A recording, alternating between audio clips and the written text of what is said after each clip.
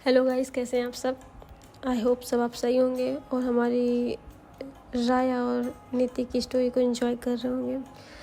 तो चलिए सीधे चलते हैं अपनी स्टोरी पे, जहाँ पे हमने ख़त्म किया था उसी के आगे चलते हैं।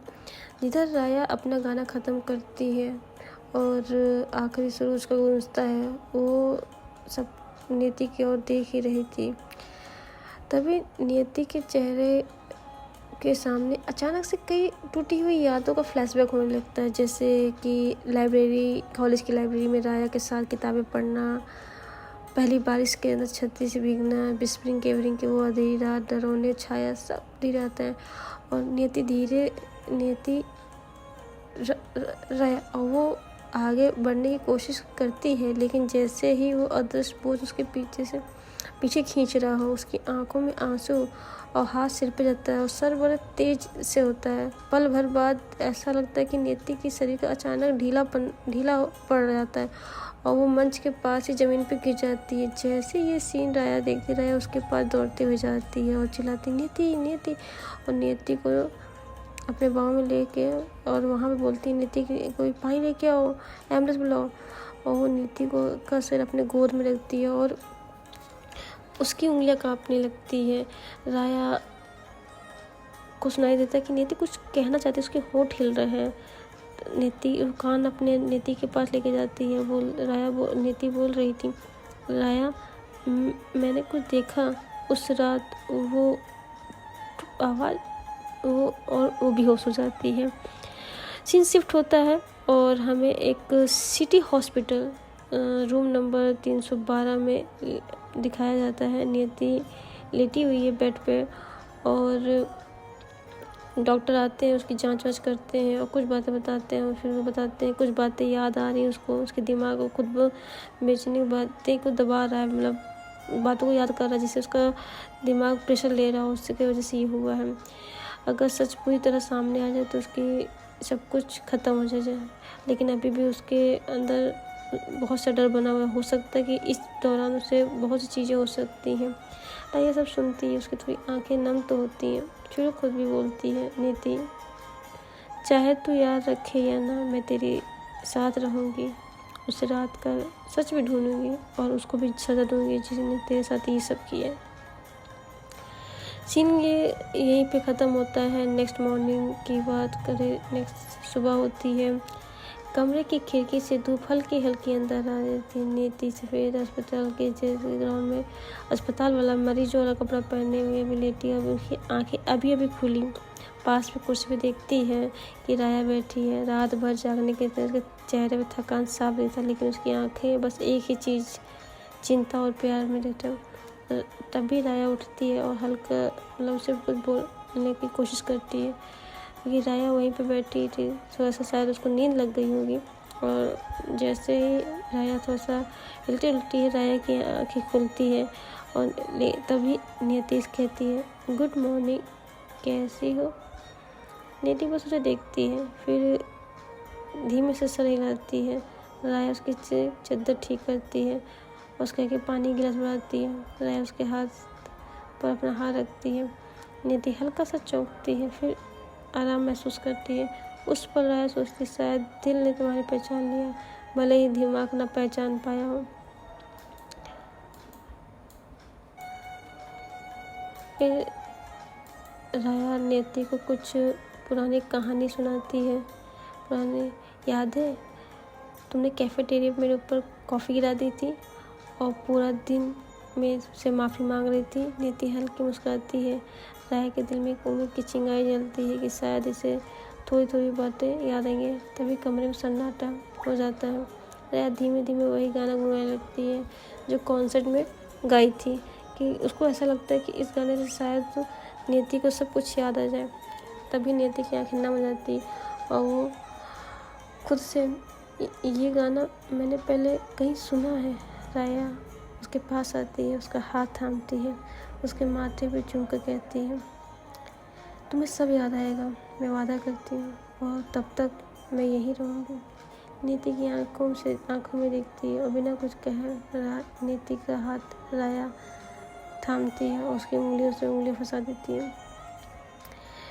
फिर यहाँ पे नेति को लगभग 1 से 2 दिन रखा जाता है और फिर राया नेति को डिस्चार्ज करा के उसको अपने घर ले आती है। घर का माहौल जैसे बहुत ही अच्छा था। नेति को उसके घर न छोड़ के राया अपने घर लाती है और कहते हैं कि कभी कभी अस्पताल की चार दीवार से बाहर निकल के घर की एक खुशबू अलग सुकून देती है। जी हाँ, राया नेति साथ 2 दिन वो जब अस्पताल में थी तो उसको बड़ा अजीब सा महसूस होता है और जैसे ही राया अपने घर को देखती है उसको सुकून महसूस होता है। राया नेति को डिस्चार्ज करा के घर की ओर लाती है और अपने घर की बिल्डिंग के बाहर अपनी SUV खड़ी करती है। इधर वो अपने घर के सामने जब रोकती है तो वो नेति को देखती है कि बाहर देख रही है। आंखों में हल्की चमक, जैसे बहुत लंबे समय में किसी सुरक्षित जगह पहुंच गई। उसकी आंखों में ऐसा लग रहा था। राया आती है, गाड़ी का दरवाज़ा खोलती है, नेति से के हल्के सहारा देती है और दोनों गेट की तरफ अपने दरवाजे को तेज़ी से खोलती है। दरवाजे खुलते ही राया की बहन अदिति, जी हाँ वो बड़ी है, उसका अगर लुक बता दिया जाए तो एक कह सकते हैं लंबा खुला हुआ हेयर, स्ट्रेट हेयर थे, हल्के फुल्के कॉटन सूट पहनी हुई थी वो।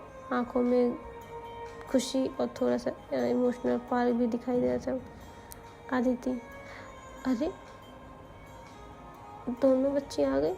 वो आगे बढ़ के नेति को जेंटली हग करती है और सालों, जैसे ऐसा लगता है जैसे वो उसको सालों से पहचानती है। नेति थोड़ी हैरेस लगता है उसको, बहुत अजीब लगता है, लेकिन वो गर्मजोशी से उसकी गर्मजोशी को महसूस करती है। उसको हग बैग करती है। नेति अदिति प्यार से नेति से कहती, वेलकम बेटा, अब यही तुम्हारा घर है। नेति के चेहरे पे एक छोटी सी मुस्कान आती है। राया के दिल भी उसे देख के बड़ी राहत आती है। राया, दीदी मुझे नहीं हक करोगी? मैं भी तो अस्पताल से आई हूँ, 24/7 ड्यूटी कर रही थी। अदिति हंसते हुए राया को जोर से गले लगाती है, बोलती, पागल, तुमसे हक करने के लिए तो मैं तड़प रही थी, लेकिन पहले मेरे नए मेहमान को तो वेलकम कर लो। तभी तीनों ग्रुप हग करते हैं और नेति को आराम से रूम में ले जाया जाता है और उसको बेड पर बैठाया तो कहते हैं, तुम आराम यहीं पे करो, तब तक मैं आती हूँ। कहते हैं कि कुछ रिश्ते खून से नहीं बल्कि दिल से बनते हैं और उस पल नेति के लिए ये घर उसका एक मकान नहीं बल्कि एक नए शुरुआत थी जो एक राया ने उसको दिया था। अदिति हल्के से मजाक अंदर से पूछती, तुम्हारी बहुत कहानियाँ सुनी हैं, लेकिन पहली बार तुमसे मिली।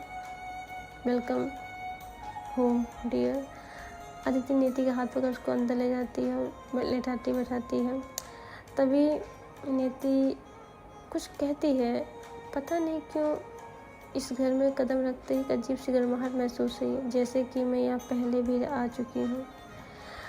अंदर जाते ही उसके हॉल में खुशबू, अदिति की ने पहले से मिठाई और फूल सजा रखे थे। टेबल पे फोटो फ्रेम लगा रखा था बचपन की, रिया अदिति की लगी हुई थी।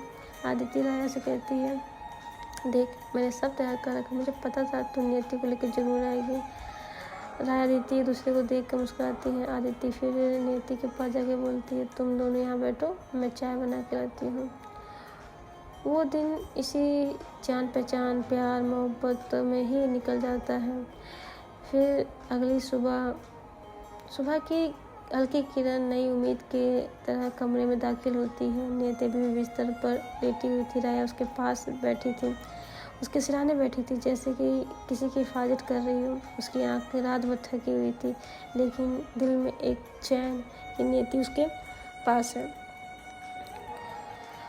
राया धीरे से नेति के बालों को सहलाती है। राया धीरे से मुस्कुरा, सो जाओ, मैं यहीं हूँ, कहीं नहीं जाऊँगी।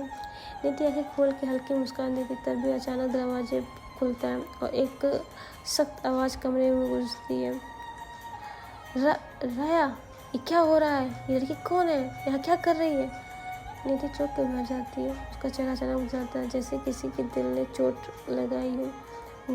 वो आवाज़ मेरे अतीत को कोई डर है।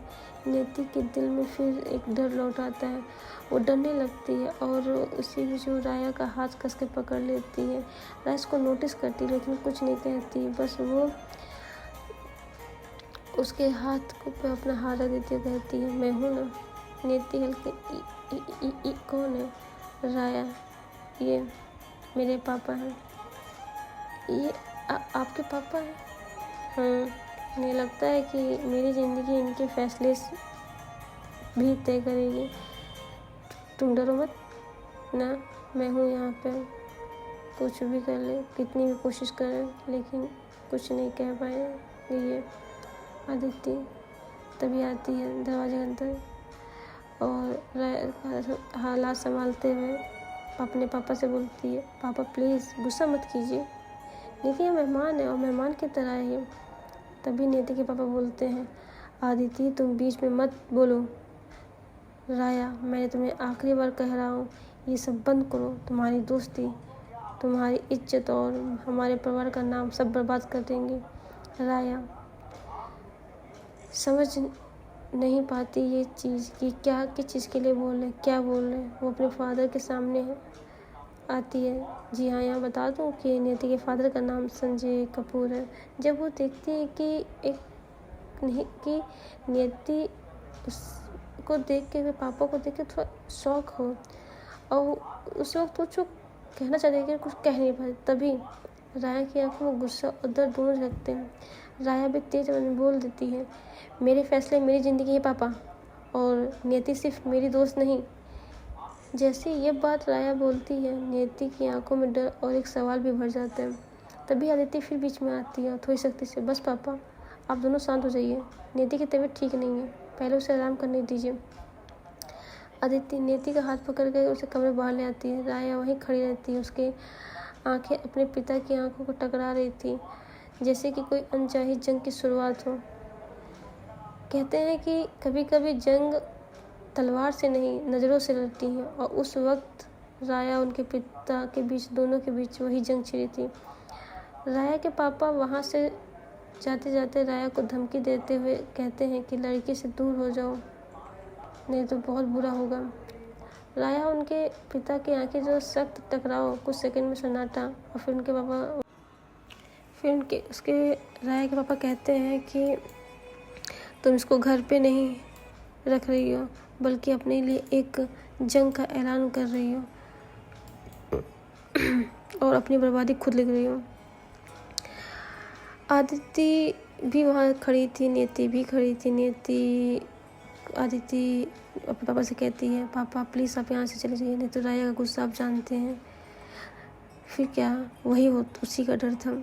जैसे ही उसके पापा उसके घर से यहाँ से निकलते हैं, राया की आंखों में तेज़ गुस्सा, उसकी आंखों में जो गुस्सा आंसू थे वो दोनों इतने ज़्यादा थे कि उसका कोई भी सामना नहीं कर सकता। राया का गुस्सा इतना था कि वहाँ पर रखी हुई टेबल, जिसके ऊपर रखी कांच की चीज़, जोर से धक्का मारती है और वो जाके उसके हाथ कर जाता, खून निकलने लगता। जैसे ही राया की सिस्टर ये देखती है, राया की सिस्टर और नियति दोनों ही उसके पास भाग के आते हैं। आदित्य, राया ये क्या किया, पागल हो गई हो क्या तुम? आदित्य उसके हाथ पर को रुमाल बांधती है, लेकिन राया अब भी कांप रही थी। राया आदित्य से कहती है, मुझे बर्दाश्त नहीं होता कि नीति के बारे में कोई भी गलत बोले, मैं बर्दाश्त नहीं कर सकती। नीति को जैसे कुछ याद आ रहा हो, धुंधला सा, वो धीरे धीरे उसके सामने आती है और उसके सामने बिल्कुल आके बैठ जाती है। उस वक्त आदित्य नीति के लिए फर्स्ट एड बॉक्स लाने गई थी। नीति उसके सामने बैठकर उसके गाल को पकड़ती है, उसकी आंखों में देखती है। तब भी नीति धीरे से बोलती है, राया मैं यही हूँ तुम्हारे पास, और किसी की बात हमारी दुनिया नहीं बदल सकती, तुम बस मेरे पास हो, मेरे हो। ये सुनते ही नीति की आंखें चमक जाती है। एक पल के लिए तो उसको लगता है कि हमारी नीति को सब कुछ याद आ गया, हमारा प्यार, हमारा संबंध, सब कुछ याद आ गया। लेकिन राया उसे देखती तो है शांत होकर, लेकिन उसे कुछ कह नहीं पाती। तभी नीति धीरे धीरे उसके आगे और देखती है और धीरे से उसके तरफ बैठे उसके माथे पे हल्का सा किस कर लेती है। तभी नीति जब ये उसको होता है उसने क्या किया है, राया की ओर देखती है, राया दूसरी ओर देखती है, दोनों के बीच में एक ऑकवर्ड सा सिचुएशन हो जाता है। फिर नियति लेकिन राया से हल्के से बोलती, अगर अब तुमने ऐसा गुस्सा किया तो मुझसे बुरा कोई नहीं होगा, समझी। इसी बात पे राया थोड़ा सा मुस्कुरा देती है और नियति का हाथ कस के थाम लेती। दोनों एक दूसरे को देखते, उस पल के लिए दुनिया मानो सारी हलचल थम गई हो। तभी राया नियति को बेडरूम लेके जाती है और कहती है कि तुम यहाँ पे ले जाओ, तुम आराम करो, तुम्हारी तबीयत ठीक नहीं है। नियति कहती है मुझे क्या हुआ, मैं बिल्कुल ठीक हूँ, तुम आराम करो, तुम्हारे हाथ में चोट लगी है, मैं डॉक्टर को फ़ोन करती हूँ। तभी नियति कहती है, राया कहती है नहीं मैं ठीक हूँ, बस थोड़ी सी भी चक्कर आ रहा है, दवा ले लूँगी तो भी ठीक हो जाऊँगी। तभी वो उसको कहती ठीक है तुम लेटो, और राया वहाँ पे लेट जाती बेड पे। दोनों ही दोनों बेड पे लेटे हुए थे, पर पता नहीं नियति को क्या हो रहा था। नियति धीरे से राया के पास जाती है और उसको मतलब इतनी टाइट से हक कर लेती जैसे कि बहुत पिछड़े हुए लोग बहुत दिनों बाद मिले हों। राया को ये अच्छा लगता है, राया उसके पास आती है, उसे हक बैक करती है। नियति जैसे उसकी गर्माहट को महसूस करती है, उसे फील करती है, उसको अपना सर उठाती है, क्योंकि राया थोड़ी हाइट में लंबी थी नियति से, तो नियति उसके गर्दन पे किस करती है। राया नियति से हिचकाते हुए बोलती, नियति क्या कर रही हो, पर वो कुछ नहीं सुनती, बस उससे धीरे प्यार बड़ी ही सिलौटी तरीके से उसे किस कर रही थी। उसे कभी नेक बोन पे, चिक्स पे, फॉरहेड पे वो किस कर रही थी। इतने में राया भी अपना कंट्रोल खोने वाली होती है और जैसे ही उसे किस करेगी तभी उसकी कहानी हम देखेंगे कल कि आखिर इन दोनों के बीच कुछ रोमांटिक माहौल होता है या कुछ और नया चीज़ दस्तक देगी। तो आई होप फ्रेंड्स आपको ये कहानी अच्छी लगी होगी। थोड़ी सी अगर आवाज़ में कोई प्रॉब्लम है तो प्लीज़ बताइए, क्योंकि रात में रिकॉर्डिंग कर रही हूँ, थोड़ा सा नींद बहुत ज़्यादा आ रही थी। तो कल के लिए रक्षाबंधन भी है, तो सभी को विश यू वेरी रक्षाबंधन। अपने भाइयों को राखी बांधिए और उनसे एक प्रॉमिस लीजिए कि वो आपकी रक्षा के साथ साथ दूसरों की बहनों की भी रक्षा करेंगे। और इसी के साथ मैं स्टोरी को यहीं पे एंड करती हूँ। और अगर कुछ इम्प्रूवमेंट चाहिए तो please tell me on comment box खुला हुआ है, वहाँ पे कमेंट कीजिए ज़्यादा से ज़्यादा, ताकि मैं रिप्लाई भी दे सकूँ। और फिर जैसे मेरे सब्सक्राइबर 200 पहुँचते हैं, मैं आप सबको एक लाइव दूँगी, जिससे है कि हम और भी इन्फॉर्मेशन एक दूसरे की इकट्ठा कर सकें। तब तक के लिए bye bye and good night, love you guys, love you.